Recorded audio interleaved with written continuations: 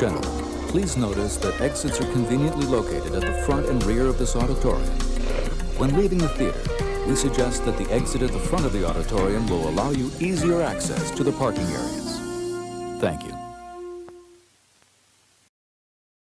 Hi, I'm Mike Butler. And I'm Mike Field. And welcome to Forgotten Cinema Lead Up. Each episode, we highlight a film from a popular series and follow it all the way to its most recent release. We'll discuss what we love about the movie or maybe don't love about it, but we always recommend you revisit it, even the not so good ones. Let's get into it. What's and let's up? get pre-spooky.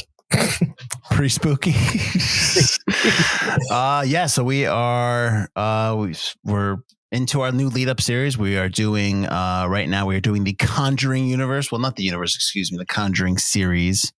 We're not doing the Annabelle films or the Nun. The Curse of La Llorona is not officially a part of the universe. It does have a cast member. It does have a character from another movie in there, but it's considered. It's not considered part of the universe. Interesting. Okay. Again, it does have a character that kind of it's like an offshoot almost. There's a character I think that's either in the Nun or Annabelle that's in the Curse of La Llorona, but it's not considered part of the universe. So we're not doing it. We're just doing the Conjuring movies, and right now we are doing the Conjuring 2. Oh yeah! If you already listened to our first lead up about the Conjuring. So we might repeat ourselves here and there, but I think we'll pretty much stay on task with the movie itself and Butler's hatred of the Warrens. So it's more of a hatred for Ed Warren. It's more of a pity for Lorraine Warren. And that'll still that through line will still carry through to the Conjuring 2, I'm sure. So as I always like to do, Mike, how you doing? I'm doing all right. My husband moved out on me and my 4 kids, but one doesn't really talk or do anything. It's kind of mother. You don't even know how many kids you have. Exactly. I'm just a single mom trying to do my best by my kids, living in the British equivalent of Section 8 housing. And it is because she applies for a different thing. Okay. I didn't think we were going to get sociological here.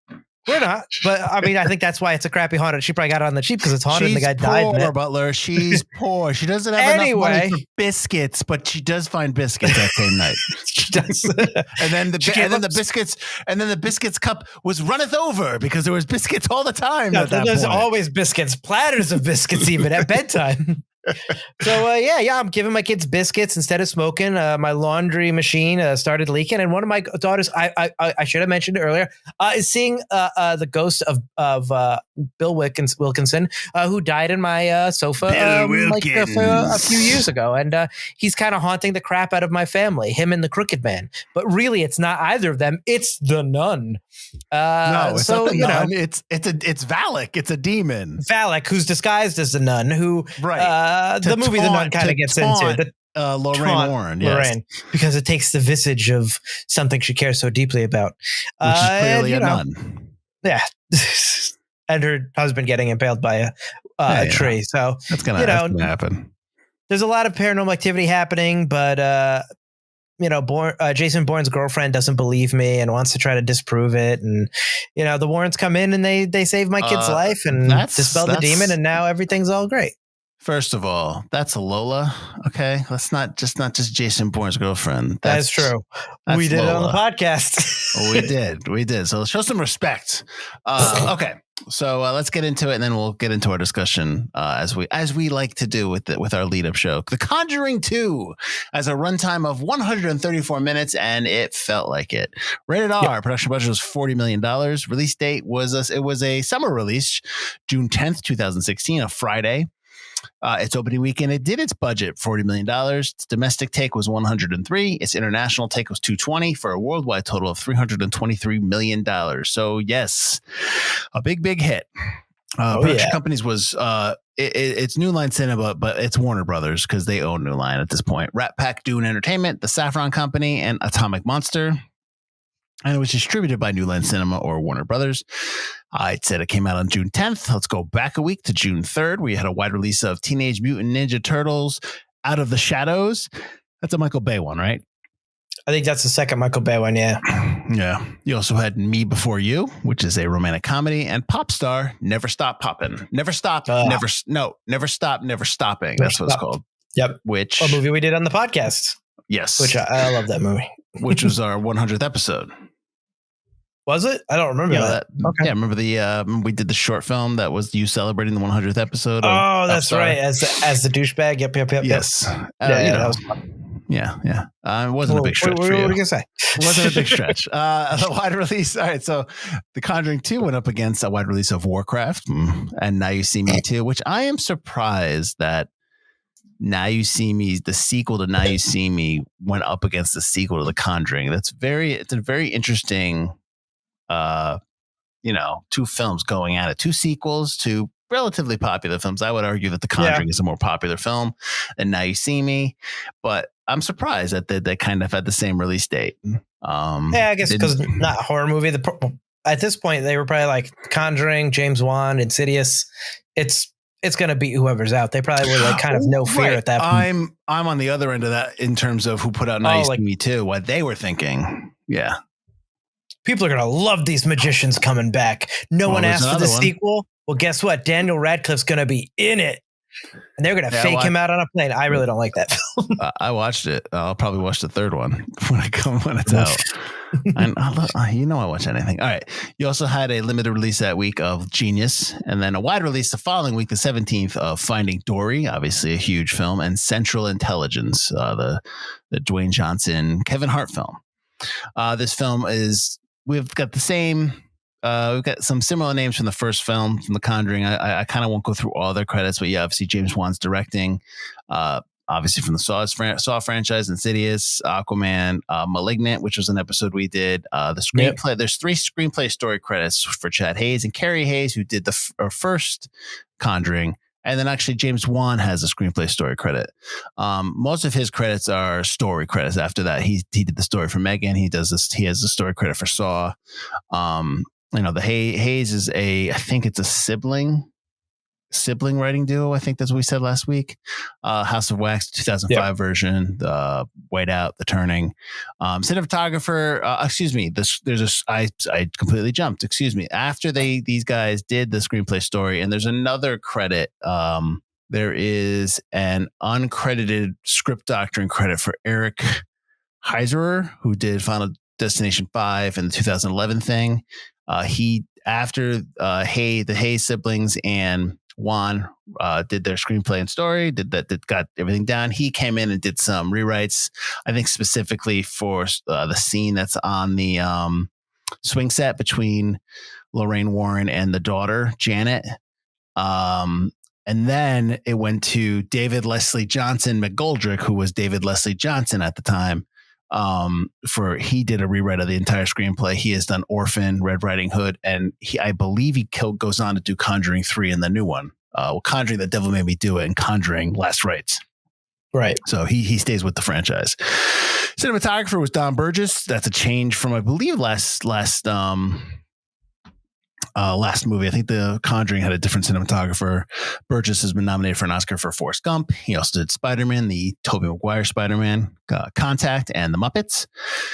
Composer was Joseph Bishara, who obviously he was a composer of the first film, Night of the Demons, Insidious, edited by Kirk Morey, also returning from the first film, Piranha 3DD and Lights Out. And then the same producers, and James Wan became a producer on this one. I don't think he produced the first one.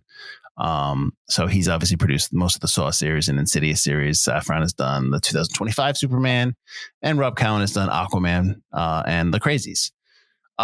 Not the same cast. I didn't bother putting the credit. I didn't bother writing down the daughter of the Warrens kid because she's only in it for a hot second, and she doesn't really have a big. She had a kind of a role in the first film because she had that moment where the presidents came back into the house. Yeah. So it's really just the only really people that you need to worry about who come over from the first film is obviously the Warrens, Patrick Wilson as Ed Warren and Vera Farmiga as Lorraine Warren. You had Madison Wolfe as Janet Hodgson as that's the girl that is possessed in this film.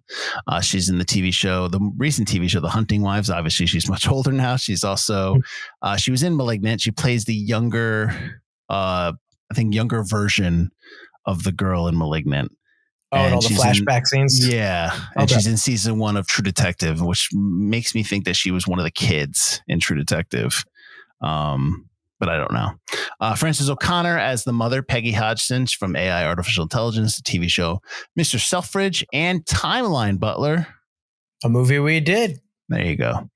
Simon McBurney as Maurice Gross, a terrible last name. He's the guy that is I can't remember what he's a professor, right? Or a scientist or something. I think they say he's a mathematician by trade. Right, and he investigates the paranormal for the London Paranormal Society.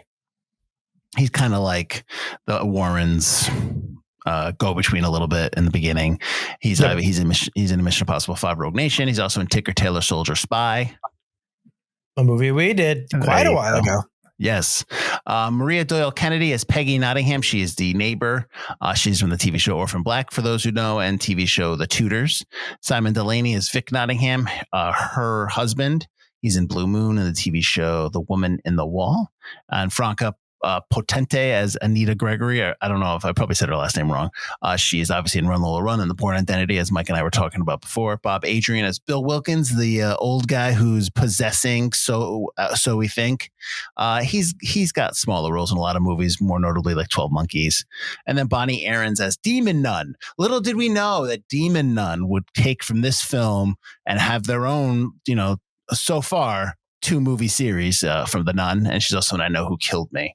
I did not realize The Nun was in this movie as much as it was. I think we talked about this maybe last episode. I watched the first one in parts. I never watched the first one I never watched The Conjuring all the way through from start to finish. I had never seen The Conjuring 2. I had never seen any of this film. We are now entering territory where I have not watched any of these movies. Excellent. This is rare. This is rare territory for people that aren't fans of the show normally. This is very rare, especially for a newer film. I did see the scene on YouTube or something where she's in the room and the crosses start turning upside down, but I never finished the scene to find out what it goes to the blackness, and I think the nun comes out at that point, right? Or Bill, somebody comes out there. She starts screaming, and the mom opens the door, and the nun, she sees. She sees Bill, and Bill grabs her back, and then you just see blackness until the Warrens see her covered in the curtain, so they don't really believe her as much. Right. Last episode we kind of went through. We did kind of do the real case in this one, but let's just stick with this for right now. Right. On more of the movie level here. So since you've seen this before. Mm-hmm. One of the first things that struck me with this film compared to the first film is that it takes a while to get into for the Warrens to enter the story in terms of the haunting aspect of it. Because it's based on a famous case called the Enfield Project. Is that right? Enfield case? The Enfield something, Poltergeist. The Enfield Poltergeist, right? Is that what they call it? Something like that. The Enfield. Yeah. I remember it as the Enfield encounter. Enfield Poltergeist. That's what they call it. Okay. So it takes a while for the Warrens to kind of enter that. It takes a while for the Poltergeist and for the stuff to happen with the family. That is a little longer than what we had with the first film. And it also takes a little longer for the Warrens to get, involved in the case, because we kind of are with them a little bit in America, and you kind of get a little bit of the nun action and what Lorraine, what Lorraine is wants to pull back and stuff like that. How did that play for you this time around? You could talk about how you felt the first time you watched it compared to now if you want, but I'm curious, how did that whole first 30, 45 minutes play for you? It went well. I think that, I don't remember the Amityville part, which is weird because it's a bigger scene. I remember them investigating the nun like a la Annabelle. Like it was the nun. That's how it started. I forgot that it started with the Amityville house. Where she first sees the nun. Right. I like the nun aspect, but I think that the connection is very loose. Like, why is the nun both conveniently in Enfield and there? Like, that didn't jive for me, but we're only talking about the beginning of the movie, I guess. So that's kind of just a through line of the film. I like it. I like that it takes its time a little bit more. I like that we get a little bit more of the Warrens, not just as the movie goes on, not just also doubting whether or not this is a real case, which I think is necessary if we're to believe they're real investigators. They need to have some doubts in certain things, but that it's more personal. You see Ed getting attacked on television, which the first time I really liked the scene, and I still like the scene, but for some reason I couldn't get the scene from Ghostbusters 2 out of my head where Venkman is got the psychic on television. Valentine's Day. Bummer. Like it just really reminded me of that scene for some reason. But I like it. But you're right that the movie does feel a little long, and I think you could trim some of that beginning stuff. I don't know if we need the whole Amityville stuff. It's such a big case that by just making it the first 10 minutes feels like you're not doing a disservice to such a ground, like a huge case, real or not. Like it feels like it deserves its own film. So you might as well cut that back. Just do more of the nun stuff. Because that's what we're here for, is the nun that leads into the Enfield case. Yeah, I find it funny that they're in the Amityville house when at the end of the first film, they get the phone call or she says like, oh, father wants to talk to us about this house in Long Island. And that's supposed to be the Amityville house. And then this movie takes place 6 years later. So I guess we're supposed to forget that last part of the first film. Cause obviously I will get there in 6 years. Yeah, I think, and again, I want to stay away from fact and fiction in terms of what happened in real life, but in the movie, it's, their contention is that the Amityville house was something that really affected her, Lorraine, and like it was like she says, like, this is the closest I want to get to evil. That's what she says to Ed, and right, they yeah, kind of have a little bit of a role reversal in this film, whereas in the first movie, in The Conjuring, it's Ed who wants Lorraine to stop doing stuff. He's worried about her. He doesn't want her to do any more of these tough cases. And right. No more exorcisms and stuff. Right. Yeah. And in this film, now it's Lorraine saying, I want to pull back. Primarily because she also has seen Ed die in her vision and she wants to stop doing cases. So now that we have a little bit of a role reversal in terms of the characters. What do you think of that kind of switch? I kind of like it. The thing I don't like about it is that the impetus is the vision that she had that they mentioned in the first film during her most heated exorcism with David. Something was the guy, but she saw something that made her catatonic for 8 days and lock herself in a room. And it's mentioned twice in the first Conjuring and never really brought up again. You never get an answer. You never even get a hint that, maybe in sequels we'll explore it. So I think it's kind of like almost like, oh crap, we forgot to mention this in the first week. I forgot to explain it. Yeah. It was she saw Ed die. She saw Ed die. Let's go with that. So it's a little like rush. I feel like it's kind of lazy making that the impetus. Like remember this thing we forgot in the first film, but I do like that. I mean, I think you need it because they're not fresh. We never meet the Warrens fresh into their investigations. So as older investigators with a kid, it should be, I'm like a Lethal Weapon. I'm too old for this shit. Like it should be that, I feel like. So I didn't mind that too much. I don't know. What did you think of it? Of what? Of the switch? Of the role reversal, yeah. It's fine. I mean, it happens. It's not, there's other examples of like that in sequels and whatnot, just kind of like, the shoes on the other foot kind of deal.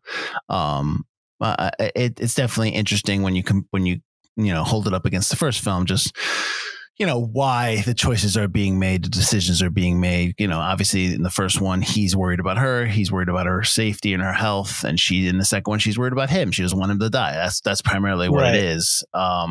She's never really, it's not about being afraid of the nun or what she sees or anything like that. It's more about being afraid of what's going to happen to her husband or what she thinks. And then he tells her, you see these visions so that we can stop them. That's why you're seeing them. So you kind of get a little bit of that, you can change. I do like that line. Yeah. Yeah. Because it's not like a soap opera-y moment where like all of a sudden he's paranoid the whole time. Yeah. Yeah. This also is and I don't know why this is like this. This movie is also very very Ed Warren heavy. Like he is the lead, like, and he's also billed higher than her. I believe if we go back and look that Vera Farmiga is billed ahead of him, Patrick Wilson, in the first film.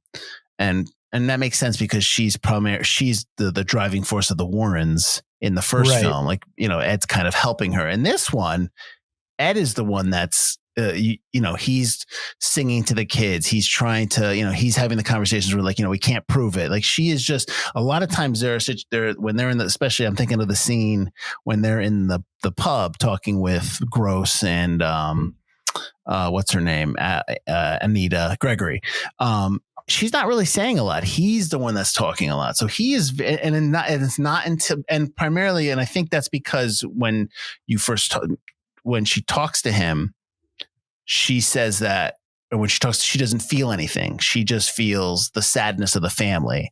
And she's not really, there's nothing there that is activated for her. And then until she hears the tape on the train at the end, all of a sudden everything comes, she feels it. And then she's kind of more active in the movie. Does that track with you? Does that make sense what I'm saying? Yeah, absolutely. But I also think the first movie, like you said, is primarily her movie. So it's time to give Ed like a little bit of like hero status. Do you think that's on purpose? Yeah, I think it's a give and take. They're the Warrens. It's not, Lorraine Warren. Ed, Lorraine is a little bit more famous because she's the psychic, but Ed is supposedly this great exorcist, or the only person allowed by the church to perform exorcisms outside of the church. So the demonologist, I think, according to the movie, the demonologist, yes. Demonologist, yeah. So they're kind of a package deal, so it makes sense. It's not like a Batman and Robin situation. It's like a Superman Batman combination. So you need the other hero to have their moment. He gets his own basement moment, just like Lorraine. They kind of very much mirror. Yeah. The different situations. He goes from the basement up. She went from up to the basement. They're kind of like very mirrored in this film. Mm-hmm. I wonder, I mean, I would venture a guess that is on purpose, that there's specific story patterns in this script that mimic or mirror or, reverse what happened in the first film. I think that's by design. Which I wouldn't be very surprised if they heard that. One of the things I wanted to ask you when we watch sci-fi or we watch time travel movies, with stuff like that, and some horror films, you are always a stickler on, you want to know the rules of the world. You want to know, like, what it's basically just what's allowed, what isn't allowed, what's true, what isn't true. And you just want some kind of semblance. Yeah. Does this movie do that for you? Not really. And be careful how you answer. Yeah, because I have one question for you there. Go ahead. I think I mentioned it briefly last episode that for a lot of the film, it's just kind of like whatever they want to do with the ghost. It didn't make a lot of sense. I think the same holds true here. Like, it's a ghost. It's Bill Wilkinson. Bill Wilkins.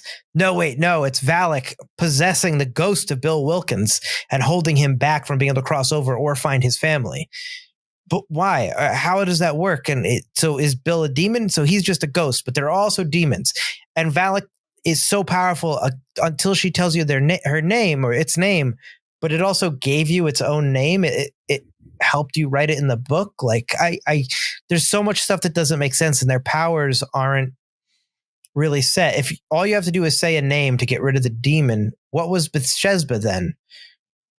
Really, was she a demon or was she just a ghost? Why couldn't you just say her name to get rid of her? It just doesn't really. And it seemed a lot harder to get rid of her. If she's just a ghost, why are demons so much easier to get rid of? There's a lot of rules like that just didn't make a lot of sense. And the cross is so dangerous to Bill Wilkins. It's so dangerous to Bathsheba in the first film. In this, Valak is easily, when it's got Juliet alone in the room, it's turning the crosses. It clearly doesn't care about the crosses at all. Mm-hmm. So when is the cross powerful and when is the cross weak? Ed gives her his cross at the end, but what does that matter? it didn't care about a room full of crosses. The evil clearly doesn't care. That kind of stuff really bugged me. Like I'll watch Evil Dead and be like, there are no rules. That's awesome, because that's the rule that Evil Dead establishes. Hey, suckers, all bets are off. Evil is evil. And until you put it away, and there are rules on how you put it away, but the evil can do what it wants.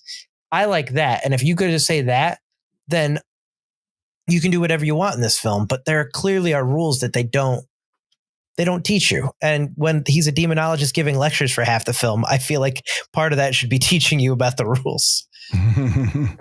My question was going to be like, if Bill Wilkins is get out of my house, and Bill Wilkins is haunting Janet in the house, how does Bill Wilkins or Valak take the form of Crooked Man in the neighborhood, in the neighbor's house?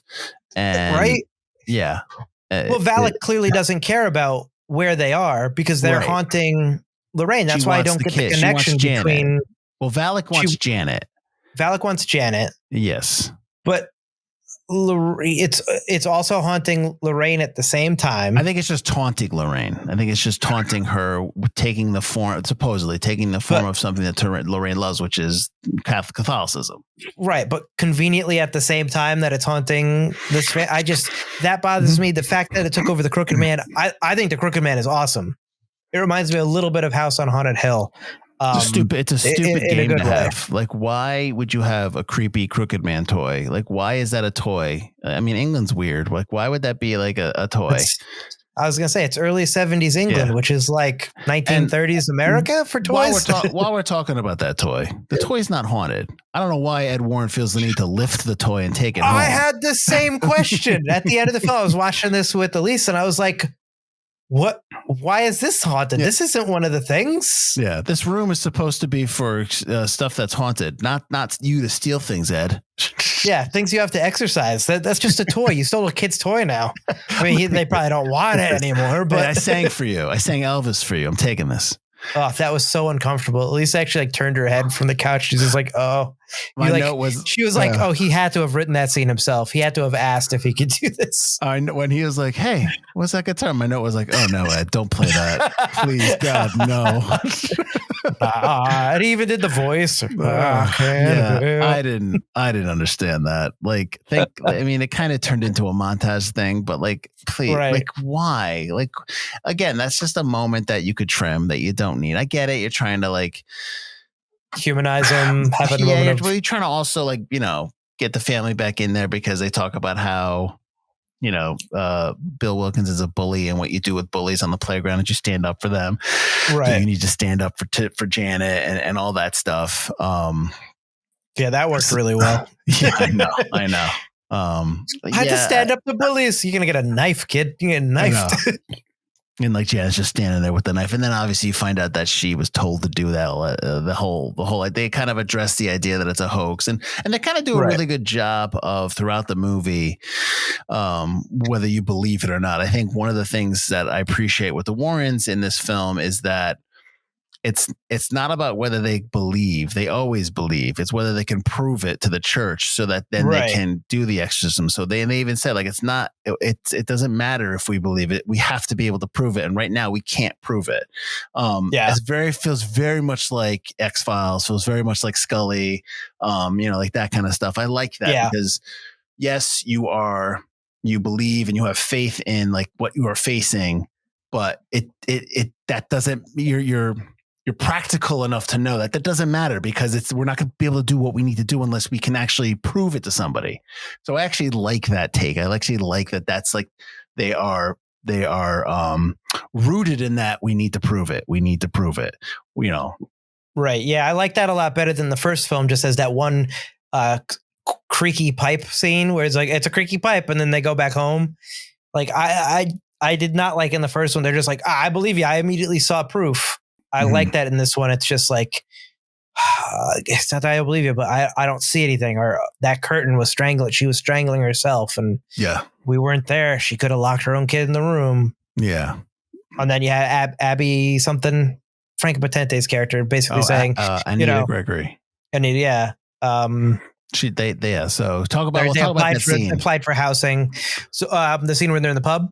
or the scene where they film? No. Well, she doesn't. She thinks that it's a hoax, but the scene that I'm talking about is when they catch Janet on film. Yeah. So the kid, the younger son I guess the second oldest son of the two, who has like no lines, all of a sudden goes in the kitchen because they think they hear the ghost. And he's like, we have to stand up to bullies. Goes into the kitchen, looks around, can't find anything, and then hears a scream. And they're like, Janet's gone. Turns around, Janet's got a knife to him. Mm-hmm. And then everybody runs into the house. But at the same time, Franco Potente's character is filming from outside into the kitchen and films Janet tossing plates onto the wall and just basically having a giant fit to try to fake, causing a commotion in the kitchen. This causes the Warrens to leave. I'd say basically the church will want nothing to do with you. If it's even remotely possibly fake now, it doesn't matter if any other proof is real. This is damning. And we can't use this. They will never let us perform an exorcism. They'll never come here to perform one. So the Warrens go back, start to go back home to America. And the oldest daughter asks Janet, why did you do it? And Janet, with tears in her eyes, says, he told me if I didn't, he would kill all of you. Yeah. So she has basically that's how they explain it away. She had no choice but to fake it. So Valak was basically trying to get rid of the Warrens because Valak just wants Janet in the movie. That's what they're saying there. And then, they're on the train and they have the idea of putting the tapes together, which, okay, I guess that makes sense.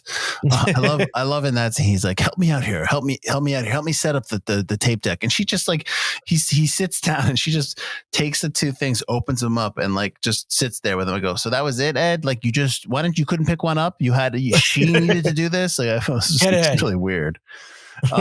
Yeah. You need something to do other than just sit here in this scene. Yeah, I know. There's a couple of things like that. Like, you just left the washer on the whole time to flood your basement like that. You couldn't find the one leaky pipe and put like tape over or something. This is 70s, not like the 1910s or 1800s. Yeah. Indoor plumbing's not new. Don't, I can't forget it. Just let it flood. It's fine. We'll I don't know how I'm going to wash clothes. It's fine. 4 feet of water in your basement. You're not concerned about that? Come on. And I know that I still have to see Conjuring Devil maybe do it and Conjuring Last Rites, but like, is this going to be a thing now where like everybody has a creepy basement? That's my main note that was my note I didn't like in the first one. It's my note in the second one. The house seems a little bit more real, but it's still unbelievably creepy looking. Yeah. It just like, come on, no one paints the walls. Well, a lot of the rooms do look like the photos though, like the children's room and stuff, but the living room. Well, the corner where the chair is, and you've got like damage to the wall or it's like mold or something and stuff. Yeah. Like, come on. I mean, that's what makes Poltergeist so powerful is it looks like anybody's house. Yeah. It doesn't look like, a haunted house.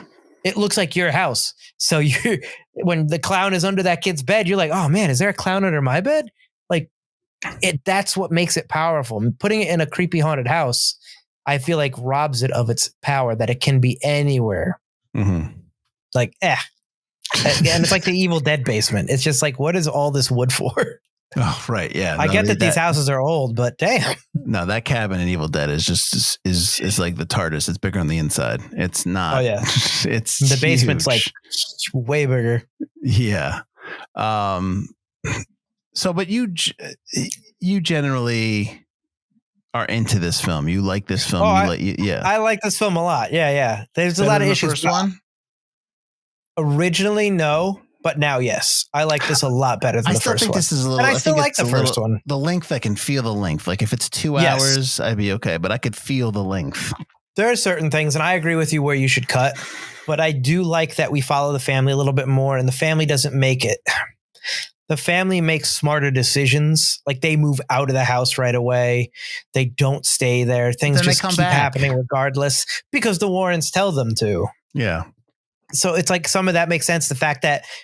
Which, I mean, in true to life, it was a big case before the Warrens even got involved. Yes. But that I like the scene with the police officers. Yeah. It's like, oh, someone's here. And the chair moves. And it's like, oh, thank God. All right. It's not mice. They don't go, I don't believe you. Walk out. And then the ghost goes, say no one will blah, blah. Like the ghost is just like, oh, yeah, screw you. I'm going to haunt you too. Like I like a lot of that stuff. plays to my criticisms of a lot of kind of haunted house movies or the like the alien abduction type movies where it's just like, look at the sky. I didn't see anything. And then as soon as they turn around, the alien comes and abducts the next person. Mhm. This, for the most part, although they don't establish rules, they don't rely on those kind of,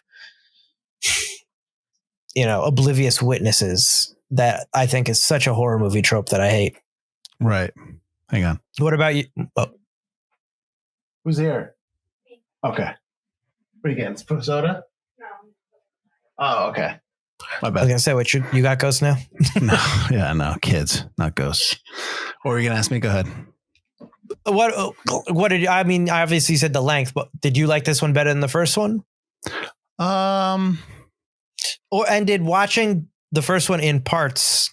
I should have asked you this last week. Did watching the first one in parts kind of shade your watch of the first one, negatively or positively, compared to like watching this one just fresh all in one go? I think I knew some scenes in the first one, but I mean the hide and clap scene I didn't know too much about in the first film. Right. So that was that, that whole thing. I think the bad guy, like the reveal, the Bill Wilkins, but it's not Bill Wilkins. He's a red herring. It's Valak. That whole stuff I thought was more interesting to me than what was the quote unquote The bad witch. guy in the first one, because I've seen that storyline a little bit in other films. It wasn't anything new or anything like that. So Yeah. I really think that they're haunted, or whoever was haunting them was a little stronger in this one. So I like that. I think because the Warrens themselves grew as characters a little bit, you kind of learn more about them and their relationship, and they're good together. Patrick Wilson and Vera Farmiga are really good together. Obviously, I mean, they're not going to be in 4 films if they don't have great chemistry, and they do. So that stuff was good. I just think it's a little long. It just, like I said, we were watching it. We've been watching these together, me, my wife, and my middle child, who I've said before on the show, I think is discovered. I think she's into horror big time. So I'm just kind of course, being the movie guy, I'm pushing that. So we've been watching it all together, and it just felt, I just kept looking at my watch where I'm watching it, and I'm taking notes as I'm doing it. I'm watching the movie, but I could just feel like, I'm like, wow, this feels long. And so I think the story being told, I mean, I like them both, but I don't know. It's tough. I don't know if I can pick one or the other. I think it's a nice sequel. It's a nice continuation. It's a nice continuation of the story, and it's done well. And I think a lot of that has to do with, and you can't, like, I've talked about this all the time on the show.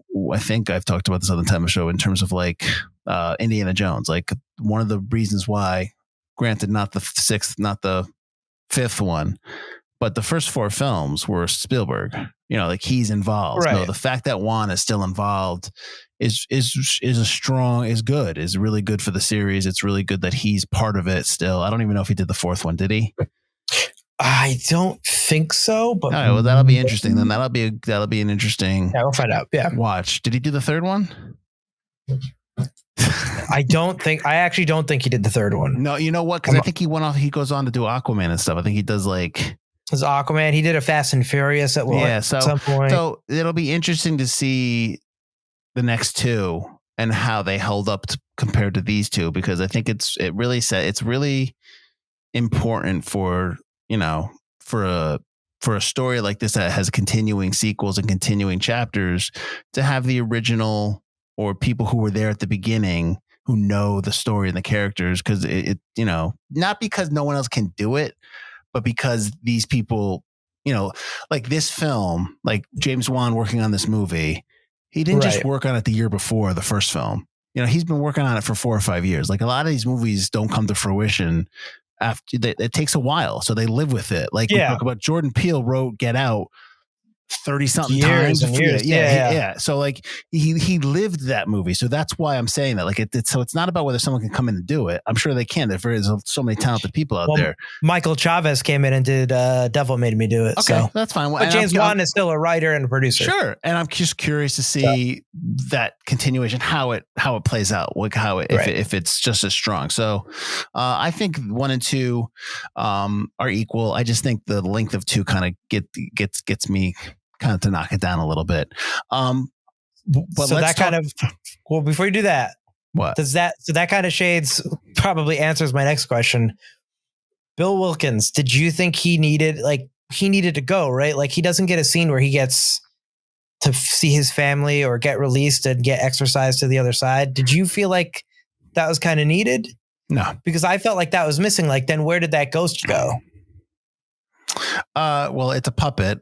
Right. So Valak's using the nun Valak is using the nun to puppet Wilkins.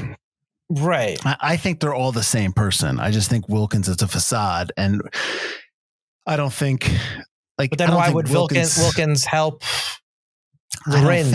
I don't think it's almost like Bill Wilkins, if he's possessed, like it doesn't matter. He's still the bad guy. He's still all grouped together with Valak and the nun and all that stuff. So we don't need to see him get. I honestly don't give a shit if what Bill Wilkins his life. I mean, I didn't care about him as like, oh man, this guy deserves his infinite ending. He's still torturing kids, but because I still was curious, like what happened to his ghost though? Just because Valak goes away, like I don't know.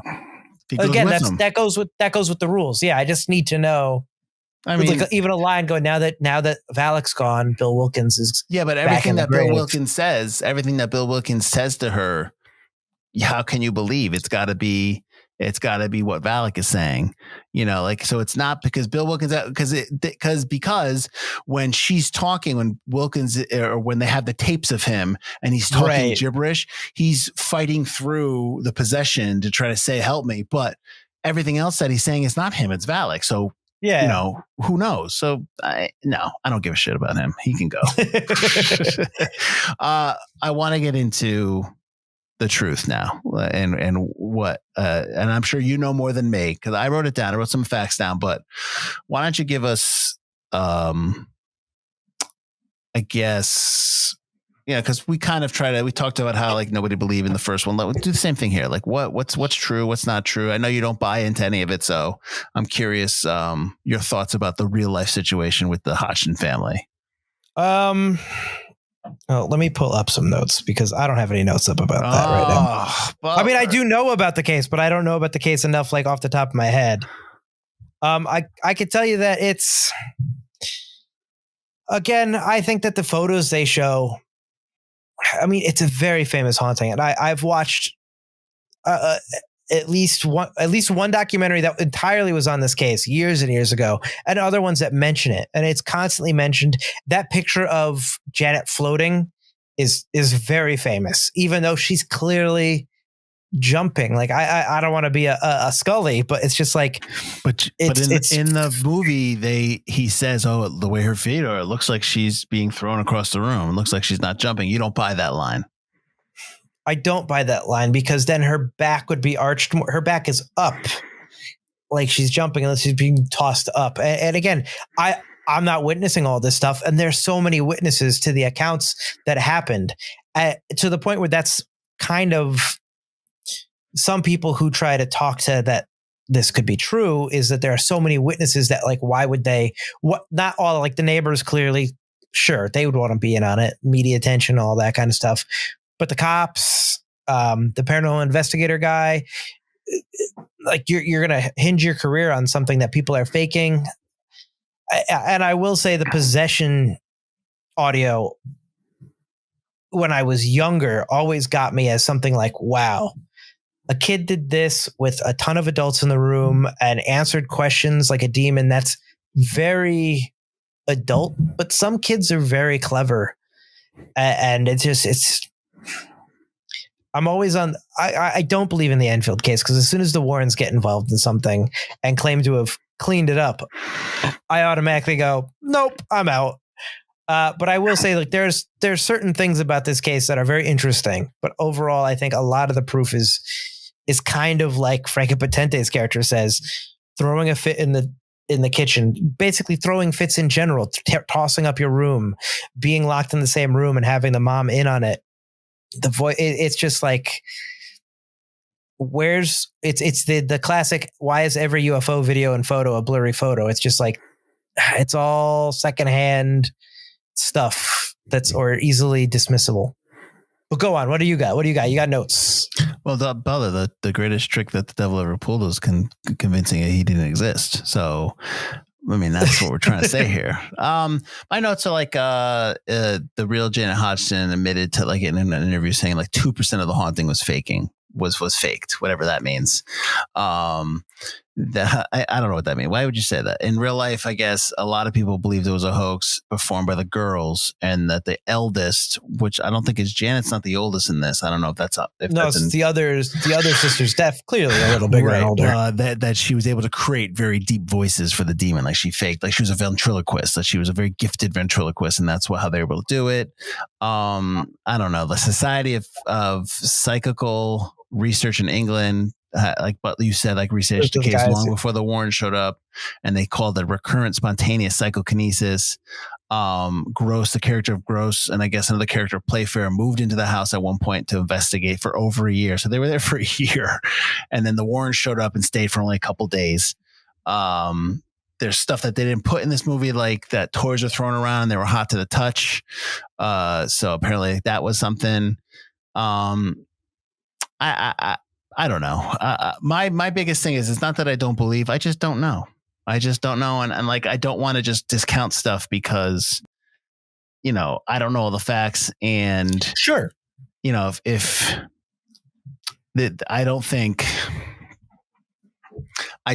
sure a lot of people fake a lot of this stuff to get attention.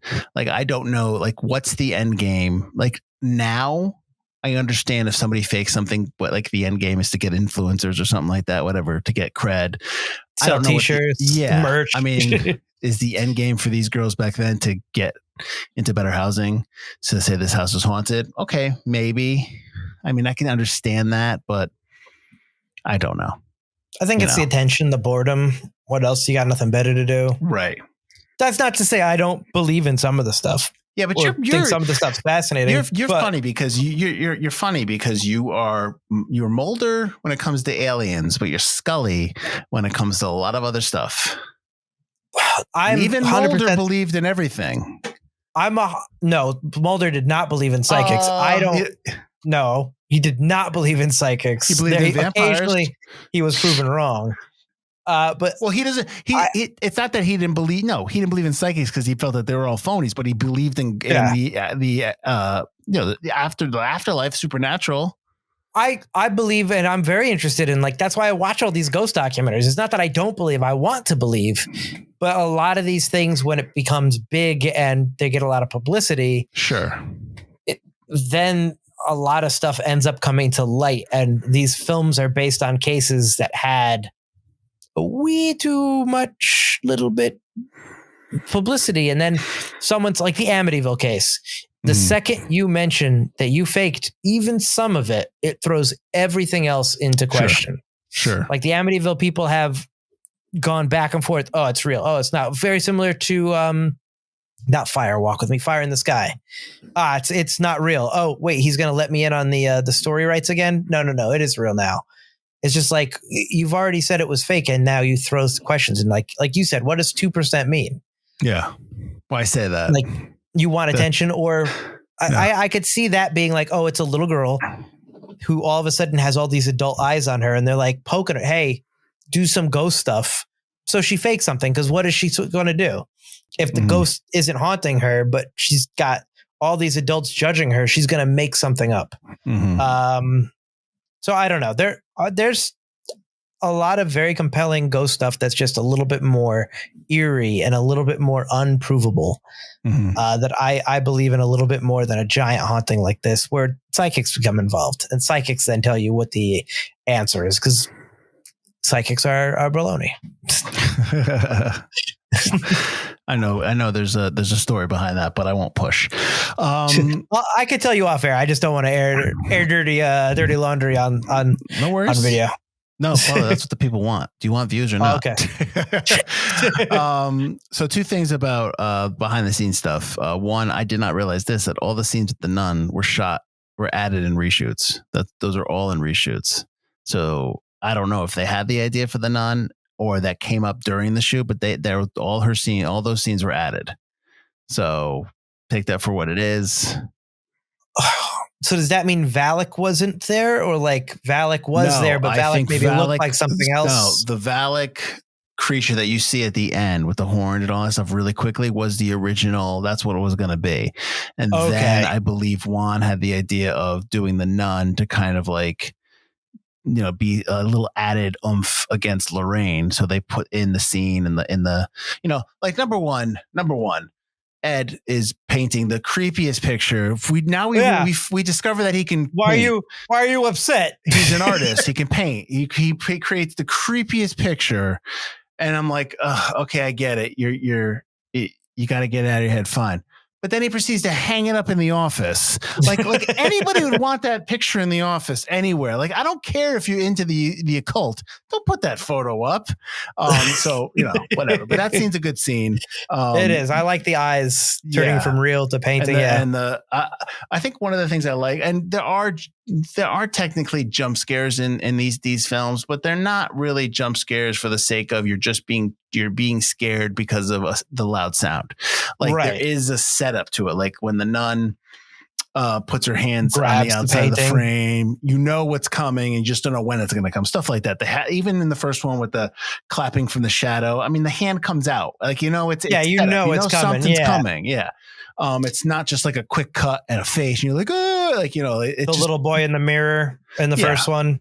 It's a slow turn. Yeah, he's not right up to the glass. While there's jump scares in it, it's within the framework of an eerie, atmospheric storytelling, which I think James Wan does really well. So I do appreciate those moments in the movie. I mean, I'm scared watching. I'm going, oh great, here it comes. Where's it going to come? And then but it's good.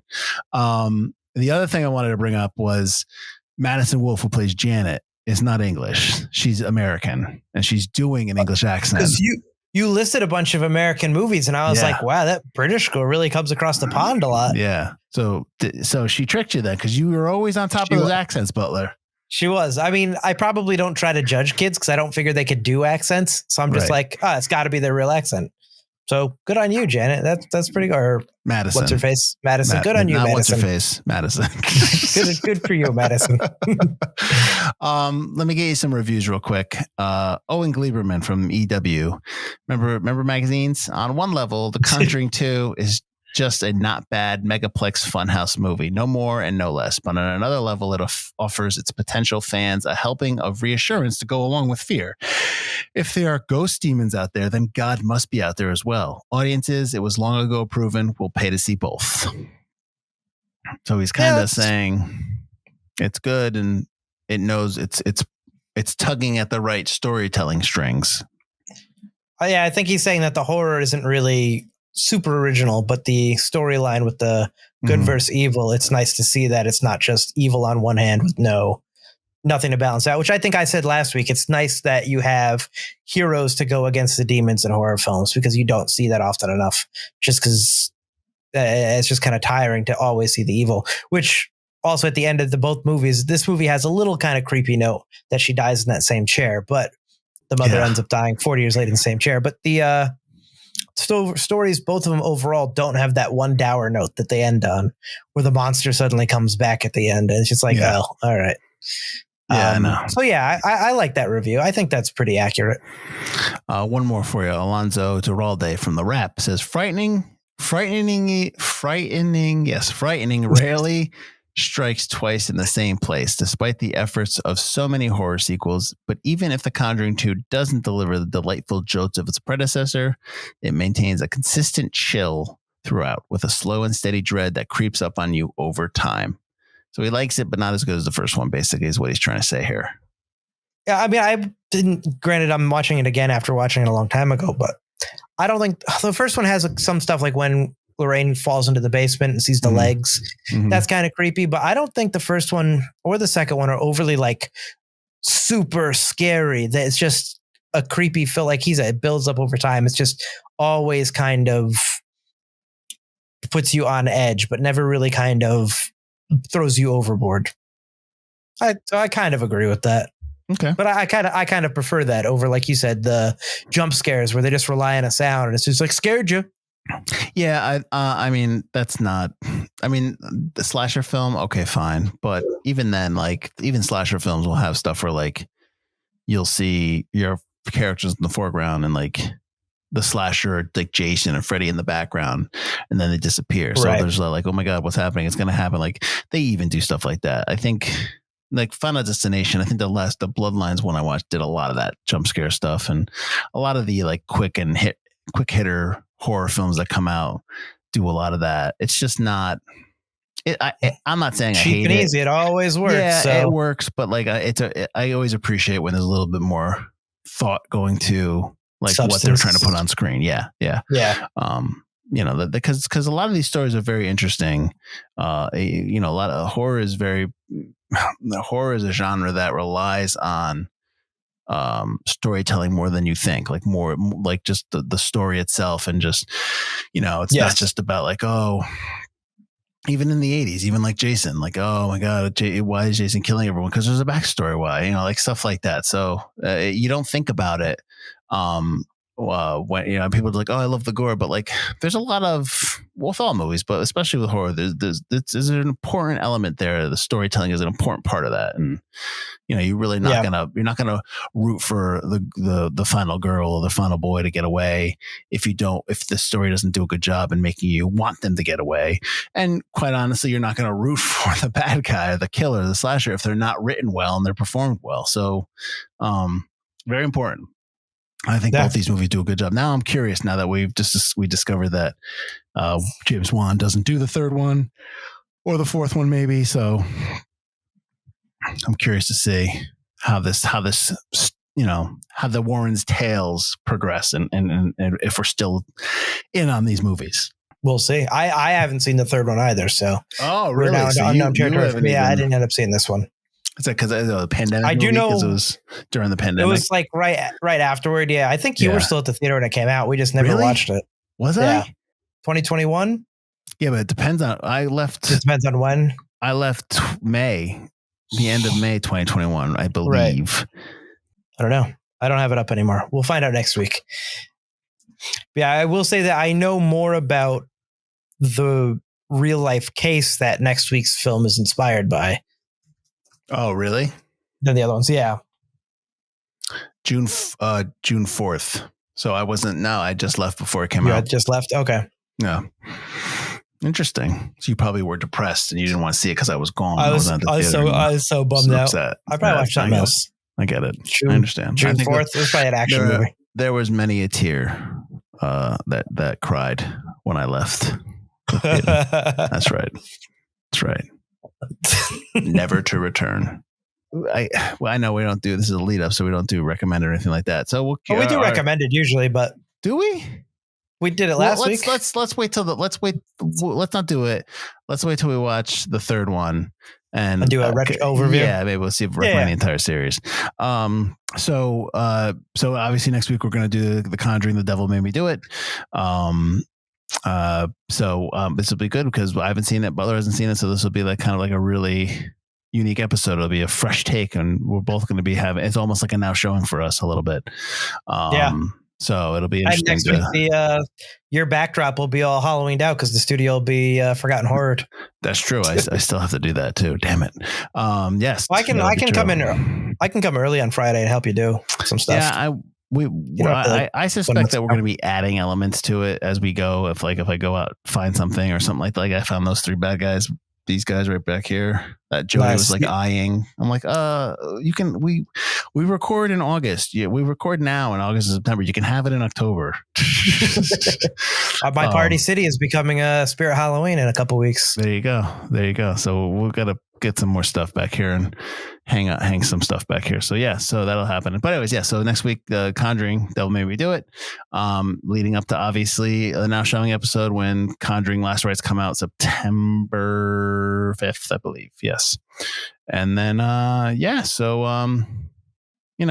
us know what you think. Let us know if you are into this series or I know we've talked about before that Butler's probably more of a horror guy than I am, right, Mike? You were kind of.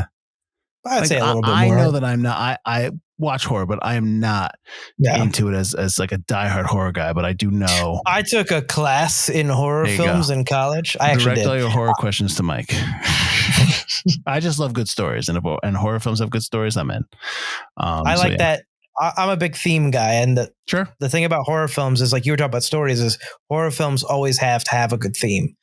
It always has to be about something, whether it's like something it's like super deep or not. If it doesn't have a theme, you don't have a horror film. Whereas a lot of movies, especially nowadays, try to skate by on plot or moments and not a theme. And I think everything lives and dies on a theme. Absolutely. All right. So, thank you for watching, and we will see you next week. I'm Mike Field. I'm Mike Butler. And this has been Forgotten Cinema Lead Up, The Conjuring 2. Spooky.